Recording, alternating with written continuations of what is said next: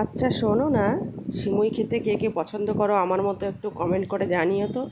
তো আজকে আমি সেরকমই একটা সিমুই রান্নার রেসিপি তোমাদের সামনে তুলে ধরলাম।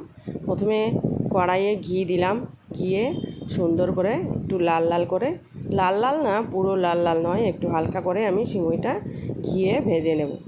তার মধ্যে আমি দিয়ে দেবো কিছু কিশমিশ, এর সাথে একসাথেই ভেজে নেব, কারণ পরে আবার ভাজতে গেলে একটু সময় লেগে যাবে। সেই জন্য আমি একবারেই এর মধ্যে দিয়ে দিলাম কিশমিশগুলো। কিশমিশগুলো আমি আগে জলে ভিজিয়ে রেখেছিলাম, তারপরে আমি সিমইগুলো তুলে নিয়ে রাখবো।